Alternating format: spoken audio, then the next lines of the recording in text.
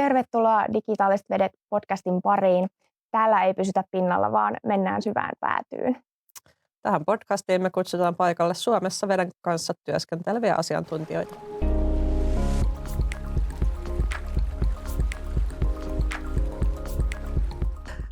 Studiossa meillä täällä tänään Divan viestintäasiantuntija Hanna Holappa. Minä olen Annukka Pekkarinen, tutkimuskoordinaattori Turun yliopistosta.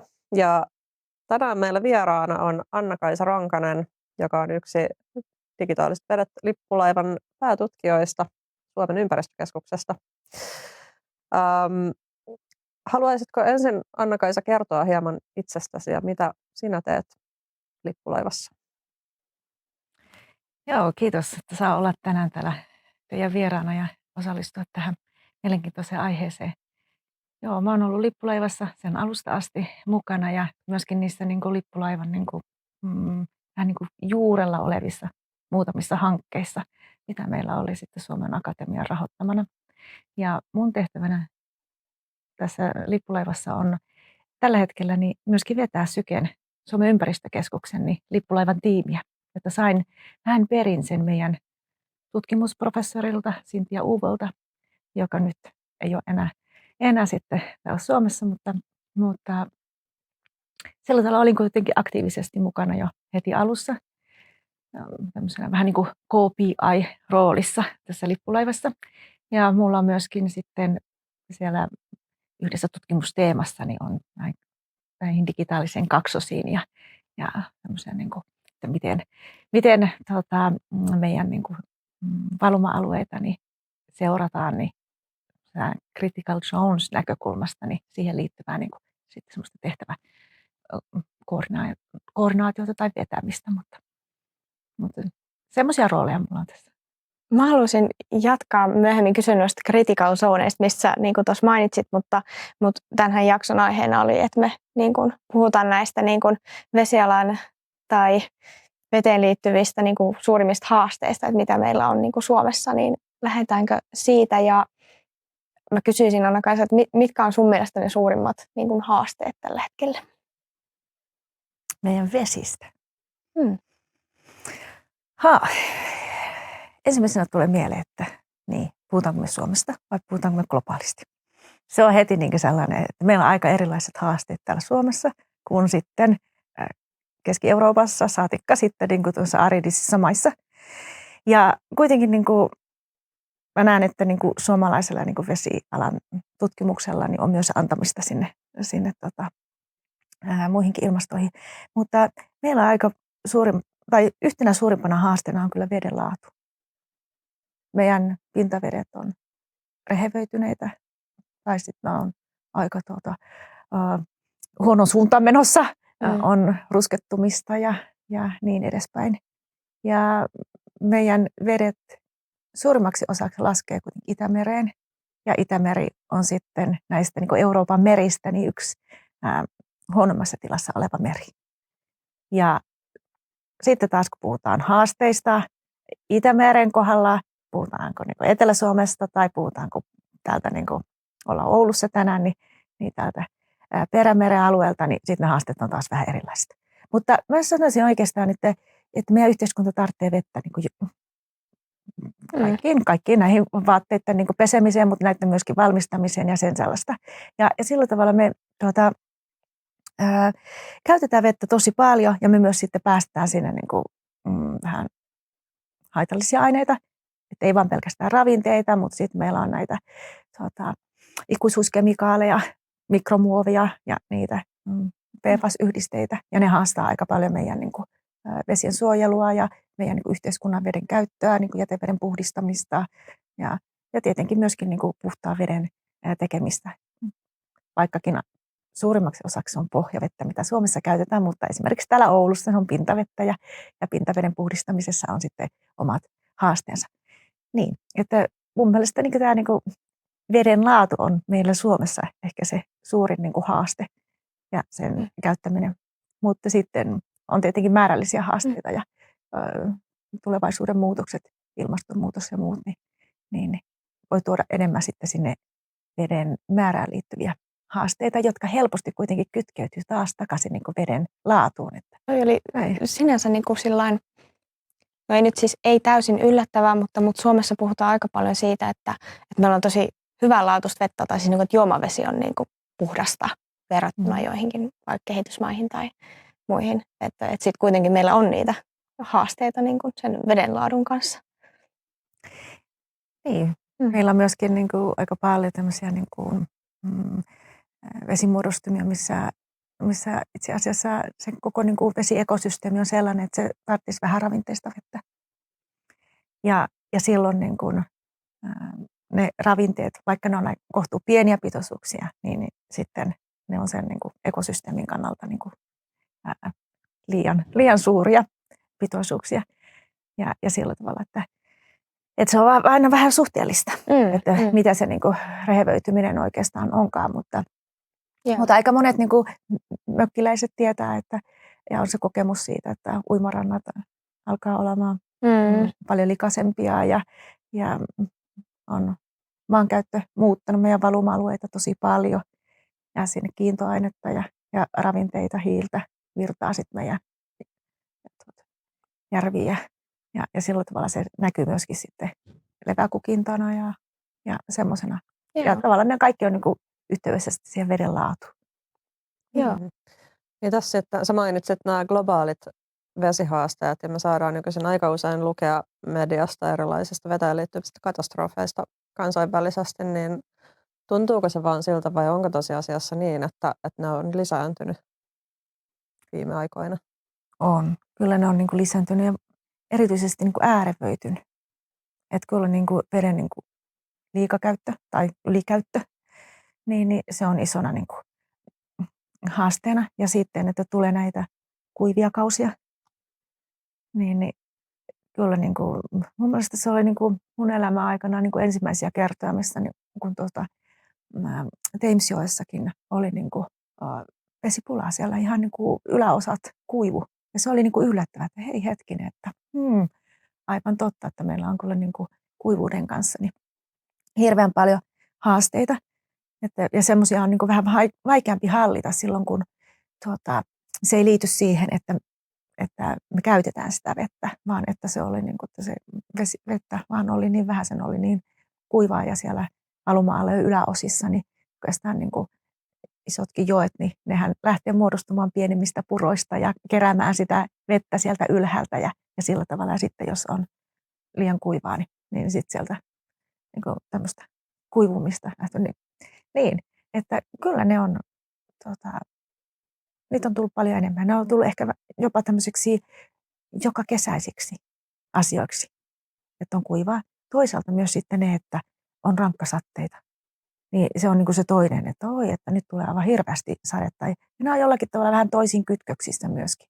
Että sitten jos niin kuin vettä on niin kuin väärän aikaan liian paljon jossakin, niin sitten ei se meidän luonto pysty niin kuin sitä ottamaan. Ja esimerkiksi niin kuin sateesta niin ei muodostu niin kuin pohjavettä, se ei niin kuin suotaudu sinne maahan. Ja sitten niissä maissa, missä niin kuin aridisissa maissa, missä maanviljelys ja on niin kuin, se on niin kuin elinehto tämä, että niin kuin saadaan se vesi sinne pohjaveteen turvaan, että se niin kuin kestää sitten sen lämpimän ilmaston, niin sitten ei se kerkeä niin kuin suotautua sinne pohjaveteen, kun se tulee sitten niin kuin rankkasateena ja on äkkiä sitten uomissa ja siellä meressä. Onko sitten mahdollista, että Suomessakin voiko tällaisia muutoksia odottaa tapahtuvaksi myös täällä kotimaassa? Niin, nythän on ollut aika paljon myös semmoisia niin kuin sadepäiviä, että tuntuu, että kuukauden sade tulee aina yhden päivän aikana. Ja en mä ole ihan varma, alkaako sitä vaan niin kuin ammatin puolesta ja sitten niin kuin, muuten vaan niin kuin kun vanhenee, niin kiinnittämään huomiota enemmän. Mutta vähän semmoinen olo, että no niin, kyllä sitä on satanut ennenkin, mutta semmoinen niin kuin tunne on, että semmoiset oikein kovat niin kuin rankkasateet, ja jos on sitten yhdistettynä vielä oikein kovaa tuulta ja tämmöistä vähän myrskyä, niin että ne on yleistynyt ja on niitä tämmöisiä niin kuin rintamia, mitkä niin kuin kaataa ihan puita isosti ja sillä tavalla, että että en ole kyllä niin kuin tutkija, joka tutkii niin kuin ihan suoraan niin kuin näitä sääilmiöitä, eikä sillä tavalla, että tämä on nyt vähän tämmöistä niin kuin, mututuntumalla ja se, että mitä sitten juttelee kollegojen kanssa ja muuta niin kuin lukee, mutta kyllä näin niin kuin tunne on. Onneksi meillä on Divassa myös niitä tutkijoita, jotka tutkii nimenomaan tätä, niin tiedetään ainakin, kuka kutsutaan seuraavaksi seuraavalle kaudelle tänne kylään. Puhumaan nimenomaan näistä asioista. Joo.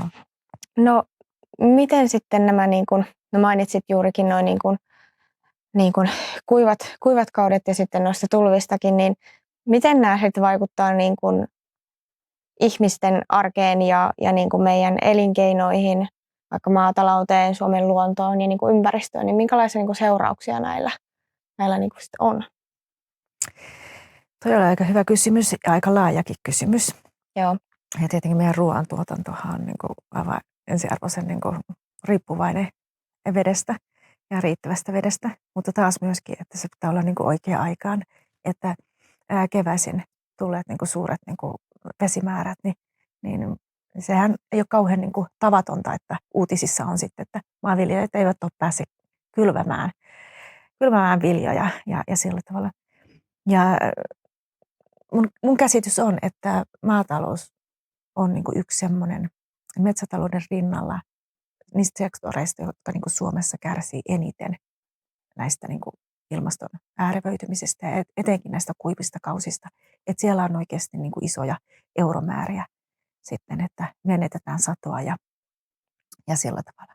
Että sitten taas niin kuin, toki niin kuin kaupungeille, meidän infralle, meidän teille, meidän niin kuin taloille, niin on niillekin niin kuin, vaikutuksia.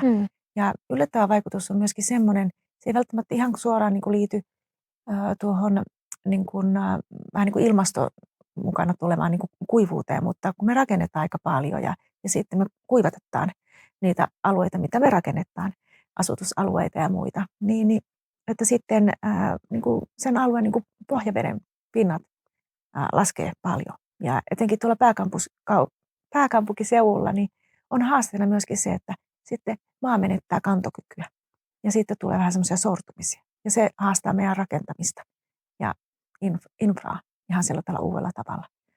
Että kuinka paljon se on sitten kytkeyksissä siihen kuivuuteen, niin sitä on vähän vaikea sanoa, kun me ihmiset muutetaan niin paljon meidän kulkureittejä ja myöskin välillä niitä lähteitäkin, että mistä me puretaan vesiä. Onko sitten jotain keinoja, että miten me voitaisiin paremmin varautua tällaisiin muutoksiin, niin kuin kuivuuteen tai rankkasateisiin, jos mietitään vaikka näitä elinkeinoja? Joo, kyllä siellä on niin kuin keinoja ja sellainen tulee niin kuin mieleen, no tuosta maataloudesta niin kuin esimerkiksi kaksi niin kuin erityisasiaa mä voisin nostaa esille. Yksi on nämä niin kuin, meidän happamat sulfaattimaat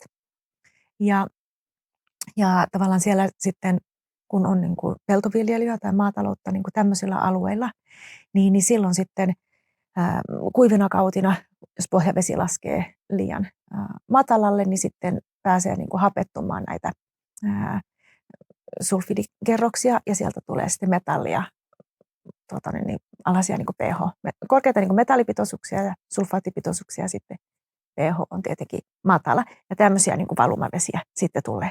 Niin tiedän sitten, että tuossa länsirannikolla, jossa on tällaisia niin kuin maita, niin tänä päivänä on myös niin kuin, maanviljelijöitä, joilla on sitten tavallaan sitä vesivarastoa ja tavallaan niin kuin mietitään sitä ratkaisua siihen, että millä tavalla me voidaan sitten, tai he voivat niin kuin sitä vettä niin kuin varastoida ja toisaalta sitten kastella sieltä altapäin sitä peltoa.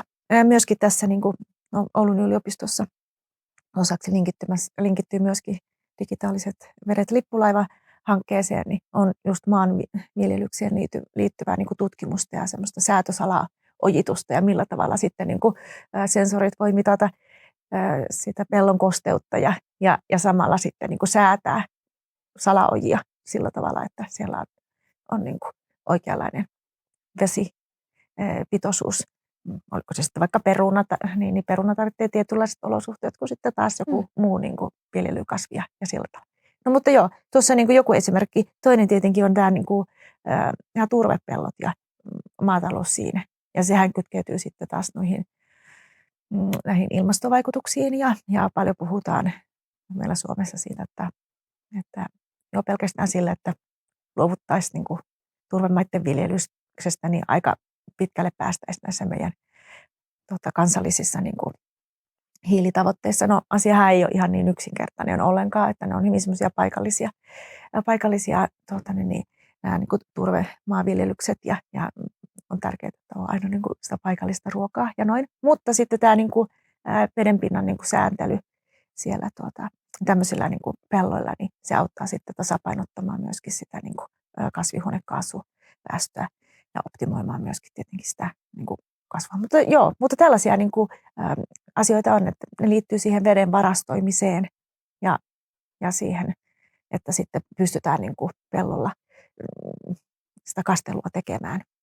Ja se on vähän semmoista uudenlaista ja se vaatii myöskin investointia, että siihen ei ole niin paljon totuttu, että meillä on totuttu Suomessa enemmänkin siihen, että ojat vaan niin kuin paremmiksi ja syvemmiksi, me halutaan se vesi pois, meillä on liikaa vettä niin kuin nopeasti keväällä niin kuin, kuivaksi pellot, että päästään työskentelemään. Mutta nyt on ihan selvästi niin kuin semmoisia uudenlaisiakin asioita, että pitäisikö se saada talteen ja miten sitä voisi vähän hienosti säädellä ja näin. Joo. Mä siinä alussa tuossa niin kun kiinnitin huomioon niihin critical zoneihin, mistä sä sanoit, niin suora käännös kriittiset alueet, mutta voisiko se vähän selittää tätä konseptia niin kuin auki, että mitä se tarkoittaa, mitä se pitää sisällä? Joo, critical zones on niin kuin helppo sanoa englanniksi ja sitten heti luoda siitä jotakin mielikuvia, mutta löytää siihen oikein hyvää niin kuin suomenkielistä käännöstä, että se on vähän niin kuin semmoista niin kuin elämälle kriittiset niin kuin, vyöhykkeet ja niiden kokonaisvaltaista semmoista niin kuin, tutkimusta, toisaalta niin kuin mittaamista, myöskin niiden niin kuin prosessien ymmärtämistä.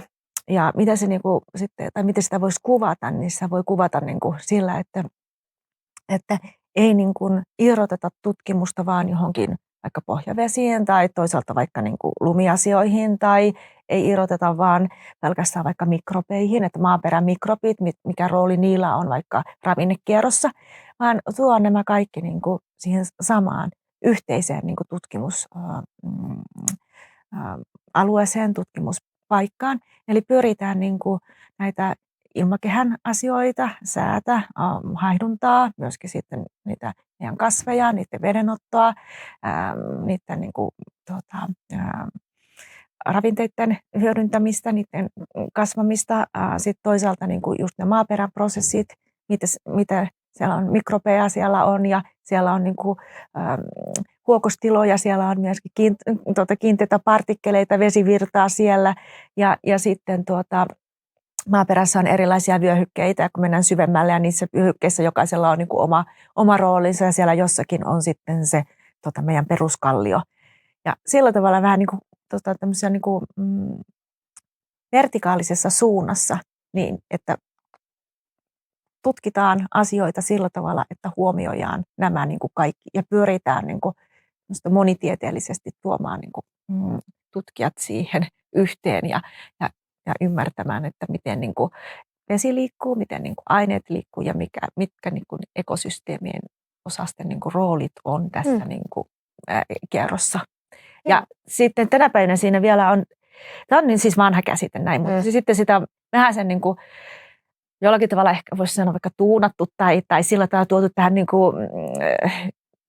kuin ihmisten kontekstiin sillä tavalla, että sitten on vielä se ihminen. Ja miten ihminen niin kuin muuttaa tätä näin. Ja sillä tavalla niin kuin se ihmistoiminnan vaikutus on siinä.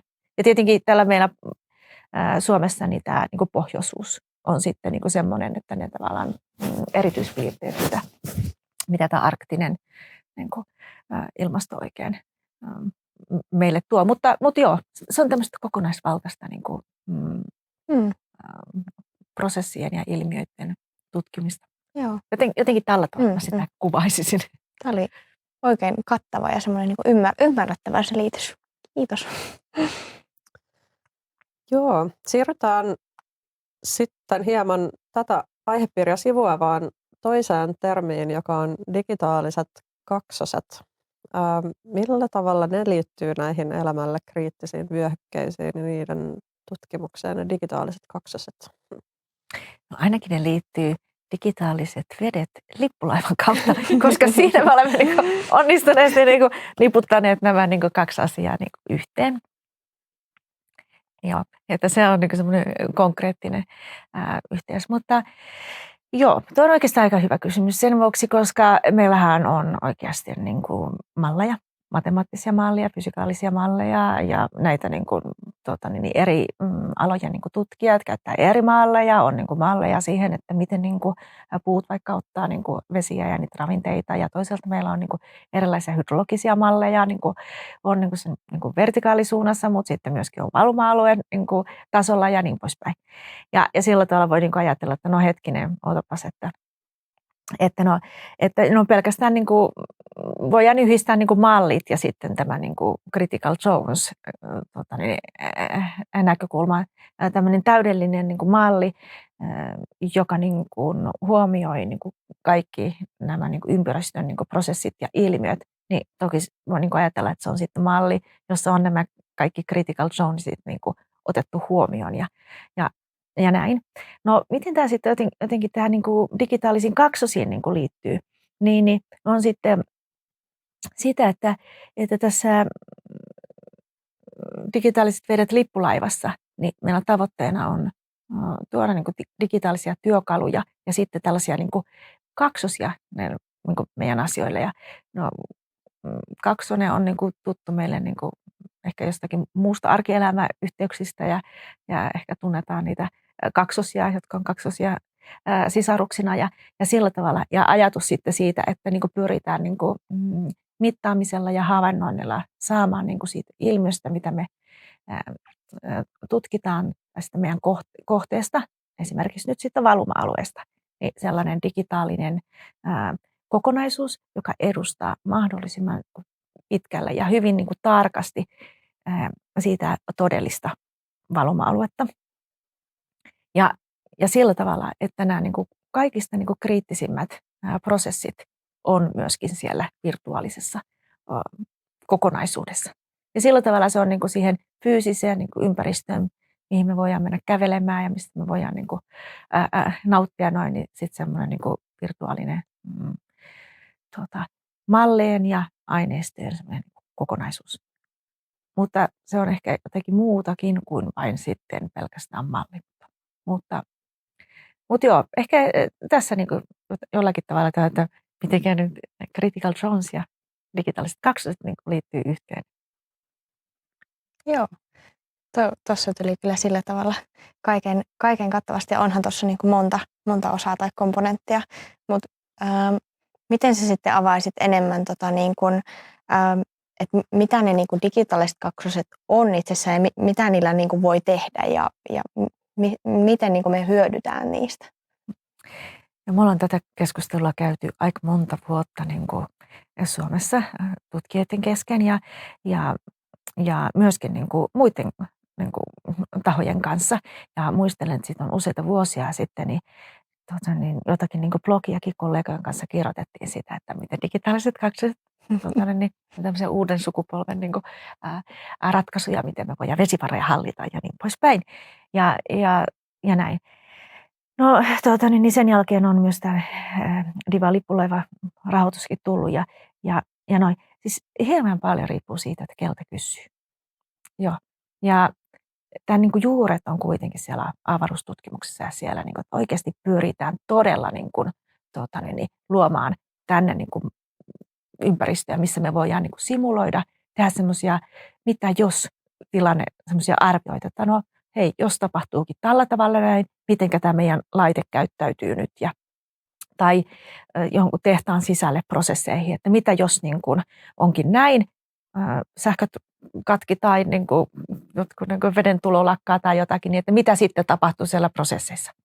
No sitten tämmöisessä valuma-aluekontekstissa ja vesien hoidossa ja vesivarojen hoitamisessa, niin sitten se onkin vähän semmoinen kompleksisempi juttu, että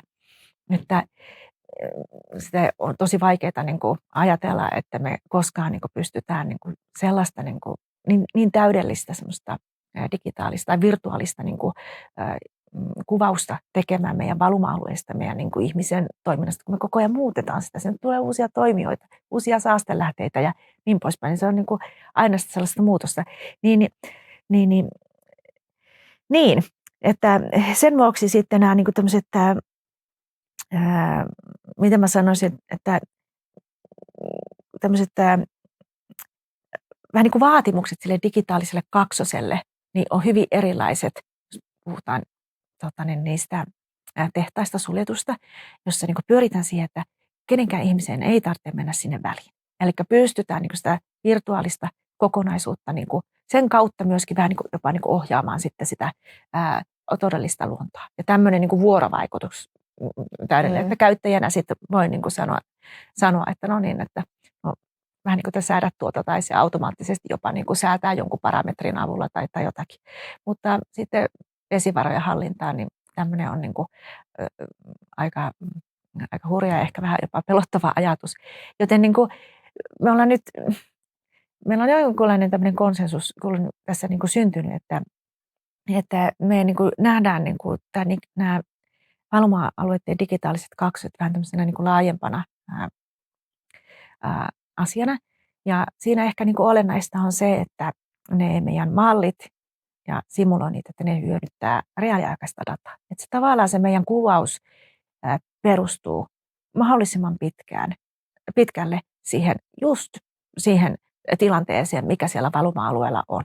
Ja sen vuoksi nämä reaaliaikaiset mittaukset, oli ne sitten veden määrään, veden laatuun tai sitten just säähän, ilmastoon liittyvät asiat, niin ne että tavallaan sieltä sensorilta on sitten rakennettu se yhteys sinne malleihin. Että se on yksi. Toinen on, että siinä merkityksessä, että digitaalisten kaksosten keskiössä on ihminen. Sen pitää palvella jotakin, sen pitää olla hyödyllinen. Ensinnäkin se on aivan hirveän kallis tehdä sitä. Sen pitää tuottaa niitä palveluita.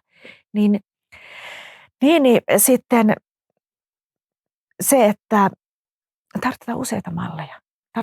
Ja välttämättä kaikki ei ole semmoisia fysikaalisia tai matemaattisia malleja, mitä perinteisesti malleina on totuttu, vaan siellä on ehkä koneoppimiseen ja tekoälyyn pohjautuvia tämmöisiä enemmän data-driven malleiksi, kun näitä kutsutaan ja sellaisia.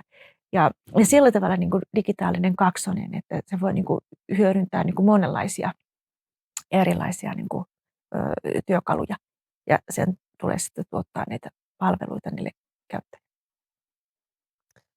Eli mitä kaikkea digitaalisen kaksoseen sitten tarvitaan? Tässä on mainittu nyt ainakin ne sensorit ja sitten se reaaliaikainen data ja mallit, loppukäyttäjä eli ihminen ja palvelut. Onko vielä jotain muuta tosiaan? Ja sitten ne analyysimenetelmät, eikö niin? Se koostuu itse asiassa aika monesta erilaisesta osasesta. Niin millä tavalla tämä rakennusprosessi etenee? Joo. Se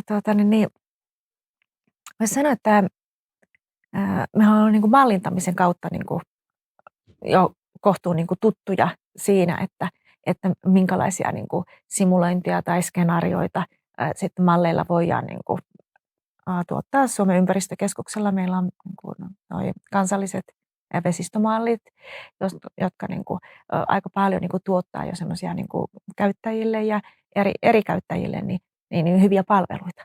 Ja sillä tavalla. Eli tavallaan mallit voi suoraan tuottaa niitä palveluita.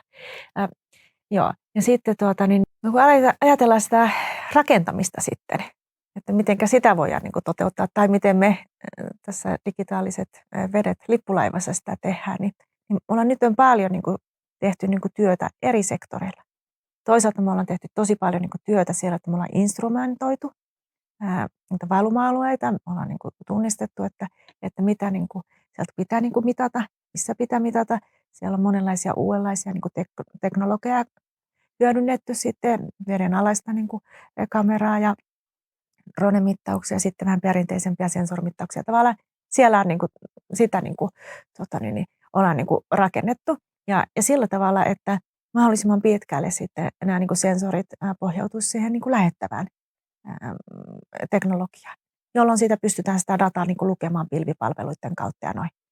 Mutta mikä on oikeastaan ollut sitten semmoinen vähän niin kuin haastava, semmoinen iso asia, niin on sitten se, että se tietojärjestelmä tai se niin kuin, semmoinen niin kuin, tietojärjestelmä, se kokonaisuus, että mihin se niin kuin data menee, jotta sitten se voi kytkeytyä taas niin kuin malleihin ja ne, jotka niin kuin kehittää malleja ja rakentaa näitä, niin että ne pääsee niin kuin käsiksi myöskin kaikkeen dataan.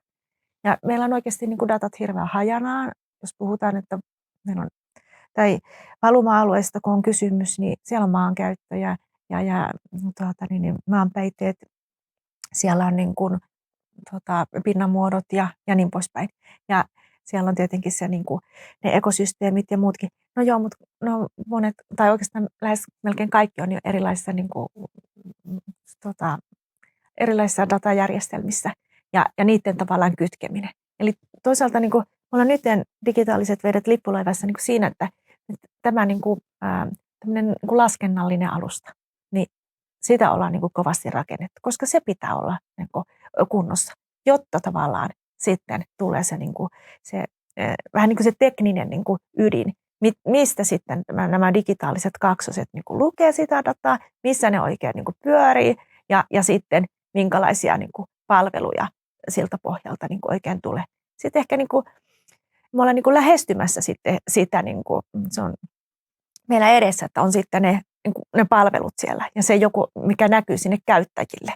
Me ollaan nyt niin kuin meidän näissä niin kutsutuissa supersaiteissa, meidän niin kuin näissä intensiivisen tutkimuksen niin kuin kohdealueilla tai tämmöisellä näin, niin me ollaan aika paljon tehty niin kuin työtä, että hei, mikä niiden käyttäjien ja niin kuin sidosryhmien tarpeet on oikein ja sellaisia, minkälaisia palveluita oikeasti niin kuin tarvittaisiin.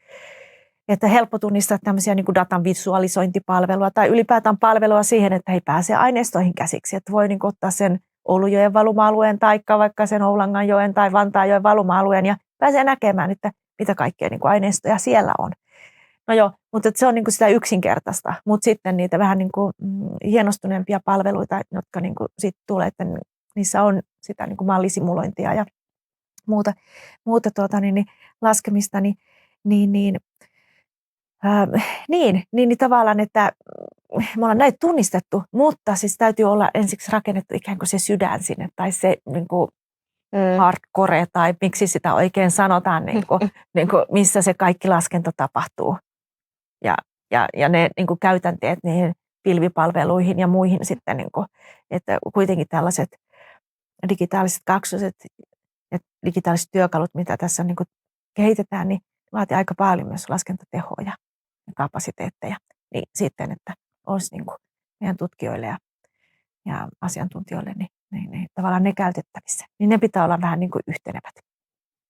Minkälaisesta data- ja laskentatehon määrästä puhutaan? Tarvitseeko Diva tulevaisuudessa oman datakeskuksen tänne Ouluun, jotta kaikki tämä voi toteutua? Toi oli aika hyvä kysymys. Kyllä mä niin kuin luulen, että jos näitä, tai jos kehitys jatkuu tällaista vauhtia, niin aika huimat laskentatehot kyllä niin kuin vaatii. Että, koska jollakin tavalla niin kuin voi olla vaan sitten niin kuin ne unelmat niin kuin rajana, että mitä me halutaan niin kuin siltä meidän digitaaliselta kaksoselta. Mutta no en nyt kuitenkaan ajattele, että ihan niin kuin tämä digitaaliset vedet lippulaiva niin kuin, aiheuttaisi sellaista, että tarvitsisi ihan niin kuin, datakeskusta perustaa. Mutta se on oikeastaan semmoisen niin kuin, tänä päivänä niin semmoisen tietoisen niin kuin kuluttaja, tietoisen niin kuin tutkijan ja kansalaisen niin kuin velvollisuus myöskin ymmärtää, että tällä digitalisaatiolla on ne varjopuolet, on se, niin kuin se toinen puoli ja käytetään niin kuin sähköä ja onko se sähkö vihreätä sähköä ja sitten datakeskukset tarvitsevat myöskin sitä vettä ja kaikkea muuta, että siellä on paljon niin kuin sellaisia niin kuin kysymyksiä, että se on ihan hyvä niin kuin pitää näitä asioita myöskin mielessä. No lähdetään sitä tosta. Joo, no niin. No, mitä meillä on sitten kehitteillä niin kuin liittyen näihin digitaalisiin kaksosiin ja niin kuin kenelle? Et jos vähän niin kuin tästä selität, kerro. Joo, nämä digitaaliset kaksoset nämä on nyt niin kuin rakenteilla ja ennen kuin, niin kuin lähdetään jotakin niin kuin suurelle yleisölle tai olikin hyvin kohdennetulle niin kuin, käyttäjälle niin rakentamaan jotakin tai tuottamaan jotain palvelua, niin ensiksi pitää niin kuin varmistaa se, että hei, niin kuin asiat toimii ja on tämä niin kuin tekninen niin kuin, puoli niin kuin kunnossa ja ymmärretään niin kuin kapasiteetit, niin kuin laskentakapasiteetit ja niin poispäin. Niin tällä hetkellä ollaan niin kuin tosi paljon niin kuin keskitytty siihen ja on rakenteilla niin kuin tutkijoille sitä niin kuin virtuaalista tutkijoiden ympäristöä myöskin ja siellä sitten niitä erilaisia niin kuin tarpeita, mitä tutkijoilla on, että miten he niin kuin, voi niin kuin saada malleja sitä kautta ja kytkeä just näitä aineistoja sinne malleihin ja niin poispäin. Että tällä hetkellä niin kuin ollaan aika pitkällä niin kuin siinä kehityksessä ja se on niin kuin, se niin kuin fokus. Mutta että sieltä sitten kyllä niin kuin tullaan niin kuin, eteenpäin ja kehitys jatkuu. Eihän se niin kuin, ei selvästikään mikään läpihuutojuttu ja että se, niin kuin, se vie aikaa ja että meidän tutkijoilla ja väitöskirjatutkijoilla on oikeasti sitten niin kuin, heillä tämmöinen niin kuin, sydän niin sanotusti tässä digitaalisessa kaksosessa ennen kuin lähdetään yhtään minnekään niin kuin pidemmän.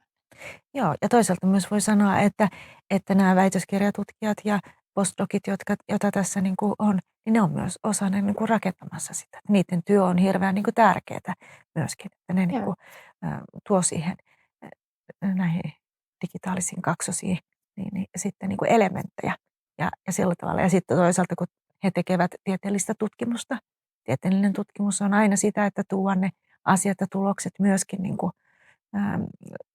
toisten tutkijoiden yhteisöön ja siihen niin kuin, keskusteluun ja sillä tavalla arvioidaan myöskin niitä ja tavallaan uutuusarvoa niin kuin haetaan ja sellaista. Niin sillä tavalla nyt niin kuin paljon niin kuin keskitytään siihen ja mahdollistetaan sitä, että sieltä tulee niitä jotenkin semmoisia uusia avauksia myöskin niin kuin tutkijoilta. Joo. Näin. Jos mietitään niitä muita digitaalisten kaksosten mahdollisia käyttäjiä, niin millä tavalla me saadaan tietoa siitä, että kuka tästä aihepiiristä on kiinnostunut, kuka sitä tarvitsee ja mihin? Joo, tuo oli niin kuin hyvä kysymys ja me ollaan aloitettu myöskin, niin kuin, tai aloitettu, vaan se on yksi osa niin kuin tätä digitaaliset lippulaivaa, että ollaan siellä sidosryhmien kanssa ja tunnistetaan myöskin tällaisia niin kuin vaikuttavuuspolkuja ja siellä, niin kuin, siellä vaikuttavuuspolun siellä loppupäässä, siellähän on justiinsa ne mahdollisesti kuntapäättäjät tai kaupunkipäättäjät, toisaalta sitten taas jotkut vesiensuojeluyhdistykset tai sitten myöskin viranomaiset voi olla siellä, taikka sitten myöskin niin kuin paikalliset sen niin kuin sillä valuma-alueella asuvat henkilöt. Joo, niin näiden kanssa sitten on alettu tekemään niin kuin yhteistyötä ja tunnistettu sitten näitä keskeisiä toimijoita ja niiden kanssa on ollut työpajaa, että erityisesti niin kuin itse on ollut mukana siinä Vantaajoen alueen niin kuin toiminnassa ja siellä niin kuin keskeisten sidosryhmien kanssa, jolloin ollaan käyty sitä vuoropuhelua sitten, että mitkä ne on ne heidän tarpeet, mitä he tarvitsisivat. Ja sieltä on noussut myöskin vähän semmoisia erilaisia asioita. Pohjavedet ja just niin kuin PFASit ja tämmöiset, niin kuin PFASit oli niitä ikuisuuskemikaaleja, niin, että se on vähän niin kuin yllättänyt, että me ajateltiin vähän tutkijat vähän erillä tavalla ja ajateltiin keskittyvämme vähän niin kuin eri asioihin ja meistä oli kauhean hauska niin kuin keskittyä näihin, miten me saadaan virtaus mitattua jollakin uudella teknologialla. Eli sillä tavalla se on aika tärkeitä niin kuin vuoropuheluita sitten niin kuin, sidosryhmien kanssa. Mutta tämä työ niin kuin, tämä on totta kai niin kuin jokaisella valuma-alueella, jotka on meidän niin tutkimusalueita, niin ne on niin kuin omansa. Siellä on ihan omat tarpeet. Ja sen vuoksi niin kuin digitaalinen kaksonen, niin se ei ole koskaan semmoinen, että sitä voi tuommoisena niin kuin siirtää seuraaville valuma-alueille ja noin. Koska niillä on ihan kokonaan erilainen niin kuin maankäyttö, kokonaan erilaiset ihmiset, on ihan kokonaan erilaiset tarpeet. Ja sen vuoksi tavallaan niin kuin, siellä voi olla jotain tämmöisiä työkaluja tai prosesseja, jotka voidaan niin kuin kopioida tai voidaan niin kuin skaalata tai niin kuin ottaa myöskin käyttöön muualla. Ja semmoisia niin kuin myöskin kehitellään. Ollaan nyt niin kuin paljon tunnistettu semmoisia niin kuin juttuja, että mitä ne voisi niin kuin olla. Ja niin sitten silloin niitä voidaan niin kuin jokaisella niin kuin Divan valuma-alueella esimerkiksi niin kuin käyttää sitten. Niin, se on kyllä totta, että nämä valuma-alueet on hyvin erilaisia. Vantaanjoki lienee kaikkein urbaanein jokiympäristö, mitä meiltä Suomesta löytyy, mutta sitten eikö ole niin, että Divassa on useita erilaisia näitä alueita, missä tätä digitaalista kaksosta rakennetaan? Joo, kyllä on, että jos Vantaanjoki on ehkä se niin kuin eteläisin, niin sitten Tenojoki on se pohjoisin. Ja voisi sanoa, että sitten valuma-alueet asettuu siihen, siihen niin kuin välille aika mukavasti. Ja on aika niin kuin ymmärrettävä, että Tenojoen niin kuin valuma-alue, niin siinä on ihan erilaiset niin kuin tutkimuskysymykset ja että mitä se voi niin kuin tarjota kuin sitten Vantaanjoki tai Vantaanjoen valuma-alue. Niin, joo, mutta sitten on Oulanganjoen valuma-alue on ja sitten on tuossa niin kuin Saaristomeren puolella sinne on niin kuin syntymässä myöskin niin kuin tämmöinen Divan supersaitti ja sitten myöskin ollaan tunnistettu että tässä niin kuin Oulujoen valuma-alueella tai tässä Oulun alueella itse asiassa niin ollaan niin kuin rakennettu eri hankkeiden myötä niin infrastruktuuria, jotka niin kuin linkittyy sitten myöskin lippulaivaan ja sillä tavalla. Mutta maankäyttö vaihtelee sitten myöskin just se, että kuinka paljon siellä on niin kuin luonnontilasta. Onko siellä niin kuin, vaikka kiintoaine- ja erosio-haasteena, niin kuin tuolla Vantaanjoella on paljon tämmöistä, näin ja on siellä vähän savisameata vettä. Tai sitten, että onko se sitten esimerkiksi vaikka metsätalous, niin kuin Oulanganjoen alueella on paljon metsätaloutta ja sitten taas Tenojoella, niin siellä on paljon ilmastonmuutos ja siellä on myöskin se ekologia, siellä on sitä kaloihin liittyvää asioita. Mutta pitää vielä mainita, että Divassa on myöskin vesihuolto tai vesilaitos. Keissi on myöskin semmoinen aika tuore sitten. Ja sillä tavalla nämä niin kuin tämmöiset tutkimuskohteet voi olla aika niin kuin erilaisia, jolloin niiden digitaaliset kaksosetkin on tosiaan niin kuin erilaisia. Ja kuinka avoimia ne niin kuin oikein onkaan sitten, niin sekin on niin kuin erilainen, että ymmärrettävää, että vesilaitos niin ei voi olla ihan samalla tavalla avoin kuin sitten taas joku niin kuin Tenojoen valuma-alue, jossa ei ehkä ole sitten vaikka sitä kriittistä infrastruktuuria niin paljon. Niin silloin aineisto ja avoimuus ja muut niin voi olla niin kuin ihan eri tasolla kuin jossain toisella. Meillä on sillä tavalla, niin kuin kerroit tuossa, niin eri alueilla, valuma-alueilla on erilaisia haasteita. Niin näetkö sä, että me tullaan nyt ratkaisemaan sitten nämä sillä digitaalisella kaksosella, vai että ratkotaanko me näitä samoja haasteita tai ongelmia vielä niin kuin 10 vuoden päästä? No, kun katsoo historiaa, niin jotenkin tuntuu, että historia kyllä vähän toistaa itse, että ei me kauhean paljon niin kuin, jotakin asioita olla onnistuttu ihmiskunnassa ratkaisemaan tai ne aina pullahtaa sitten uudestaan. Mä ajattelen, että ne antaa uudenlaisen niin kuin mahdollisuuden, ne digitaaliset kaksoset. Ja nähtäväksi jää, niin kuin, pystytäänkö me niillä ratkaisemaan niin kuin jotakin ongelmaa. Tänä päivänä on paljon tällaisia niin kuin isoja niin kuin haasteita, jotka niin kuin vaatii semmoista kokonaisvaltaista niin kuin valuma-alueen niin kuin tarkastelua. On näitä ennallistamisasetuksen niin kuin tuomia, niin kuin, jos niitä nyt voisi sanoa vaikka velvoitteiksi tai niin kuin, tavoitteiksi ehkä, mutta sitten myöskin on tämä vesiresilienssistrategia ja tämmöinen niin kuin, uusi Euroopassa viime kesänä julkaistu, jossa on hyvin paljon semmoisia niin kuin toimenpiteitä, ja että mitenkä tavallaan tätä niin kuin toteutetaan ja niiden tarkoitus on mennä sinne ihan käytäntöön. Ihan sinne niin kuin toimintaan asti, että siellä jossakin niin kuin tietyssä paikassa tehdään jotakin tiettyä toimenpidettä. No jos meidän niin kuin digitaaliset kaksoset niin kuin onnistuu siinä, että tavallaan niin kuin näitä asioita pystytään ikään kuin tekemään niin kuin helpommin ja kokonaisvaltaisesti. Voidaan niin kuin optimoida, että hei, kun meillä on valuma-alueella erilaisia paikkoja, niillä on erilainen rooli siinä laadun ja veden määrän niin kuin suhteen. Siellä on niin erilaisia pistekuormittajia ja niin poispäin. Jos me niin kuin onnistutaan tuottamaan sellaisia niin kuin palveluita, jotta niin kuin, ne, jotka sitten rakentavat ja toteuttavat vesiensuojelutoimenpiteitä ja ennallistaminenkin voidaan nähdä yhtenä tämmöisenä, näin, niin ne pääsee niin kuin tekemään niitä ja saadaan niin kuin myöskin sillä tavalla, niin kuin, miten mä sanoisin, niin kuin tuplattua myöskin niitä toimenpiteitä. Jollakin tavalla pystytään näkemään myöskin niiden kustannustehokkuus ja toisaalta myöskin niin kuin ne vaikutukset, sosiaaliset vaikutukset. Että niin ehkä me sitten voidaan niin kuin ratkaista niitä ongelmia. Mutta jotenkin niin kauan aikaa, kun me ei, meillä ei ole sellaisia hyviä työkaluja, millä me voitaisiin niin näitä tehdä. Toisaalta myöskin nähdä niitä niin kuin taloudellisia ja sosiaalisia niin kuin vaikutuksia niillä, niin mä luulen, että sitten niin kuin asiat jää vähän niin kuin ratkaistamasta. Että mä näen, että niin kuin digitaaliset vedet lippulaivalla on niin kuin keskeinen rooli olla niin kuin tuomassa sitä digitaalisten kaksosten siis semmoista alustaa ja rakentamassa sitä niin kuin ajattelua ja muovaamassa sitä, että hei, toimitaan niin kuin tällä tavalla.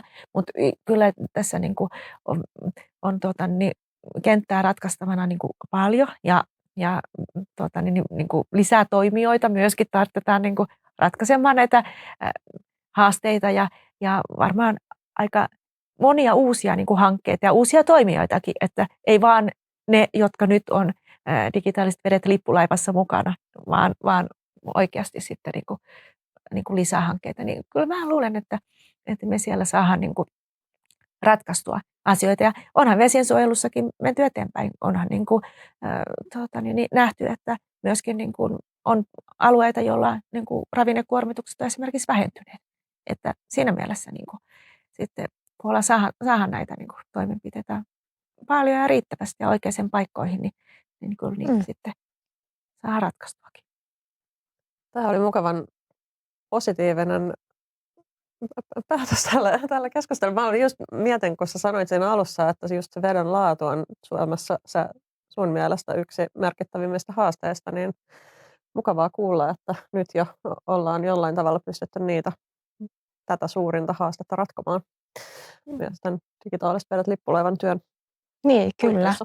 kyllä. Ja että se on edessäpäin ne ratkaisut, että ei kaikki tapahdu heti, mutta että sitä kohti ollaan niin kuin koko ajan menossa. Mikä ajaa sinun työtäsi tämän veden parissa? Onko sulla joku positiivinen muisto vedestä vai että liittyykö se enemmän niihin haasteisiin, että miten sä oot itse aikoinaan lähtenyt tällaisella vesialalle? Oi, siitä tuli oma podcasti, mutta en tiedä, jotenkin vesi on koko ajan niin kuin muuttuva. Se on jotenkin semmoinen niin kuin, elementtinä sellainen, että en tiedä kuinka paljon niin kuin se on vaikuttanut siihen, että on valinnut veden. Mutta joo, muistan oikeasti niin kuin, ja voisin melkein niin kuin päivämäärän sanoa, kun olen päättänyt, että hetkinen, mä valitsen mun uraksi veden.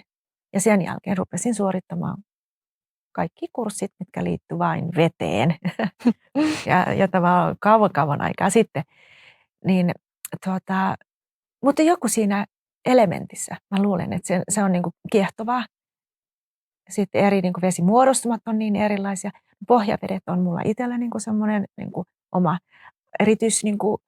erityisesti niin kuin lähellä niin kuin sydäntä. Ja ehkä se, koska siihen liittyy myöskin tämä niin kuin matemaattisuus sitten ja miten ne pohjavedet ja pintavedet oikein, miten ne niin kuin vuorovaikutuksessa on ja sitten sen niin kuin ymmärtäminen.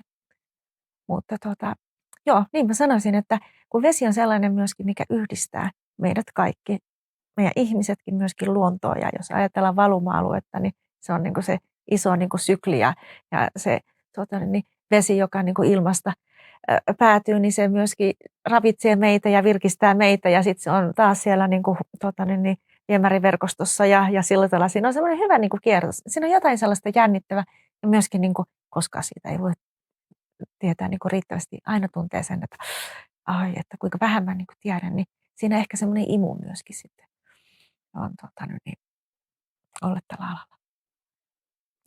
Kiitos kun jaoit tämän tämmöisen henkilökohtaisen niin kuin näkökulman tähän ja että miksi oot lähtenyt vesialalle. No niin, kiitos Anna-Kaisa, kun pääsit mukaan tähän jaksoon. Oli tosi mukava, kun pääsit tänne meille. Joo, seuraavassa jaksossa me sitten siirrytäänkin tällaisten nestemäisestä veden olomuodosta, mihin me ollaan tähän asti keskitytty hyvinkin pitkälti virtaavaan veteen ja nestemäiseen veteen, mutta nyt me siirrytäänkin jäätyvän veden pariin. Eli seuraavassa jaksossa meille tulee sitten lumitutkimuksesta puhetta, eli kannattaa ensi viikolla sitten tulla linjoille jälleen kuuntelemaan. No niin, ollaan kuulolla. Digitaaliset vedet lippulaivassa tavoitellaan vesien havainnoinnin, mallintamisen ja digitalisaation avulla uutta tutkimustietoa ja kestäviä ratkaisuja vesivarojen hallintaan. Lippulaivassa on mukana 6 suomalaista tutkimusorganisaatiota, jotka yhdessä yrittävät ratkaista veteen liittyviä haasteita Suomessa. Haasteena ei ole datan määrä, vaan sen järjestäminen tavalla, joka auttaa suomalaisia päätöksentekijöitä ja vesiasiantuntijoita hallinnoimaan vettä paremmin. Tavoitteena on valuma-alueen digitaalinen kaksonen, joka käyttää olemassa olevaa sekä reaaliaikaista dataa sekä uusimpia analyysimenetelmiä. Lisäksi, jotta suomalaisen vesiosaamisen jatkuvuus on turvattu, Digitaaliset vedet tohtorikoulutuspilotti kouluttaa parhaillaan yli 60 vesialan asiantuntijaa.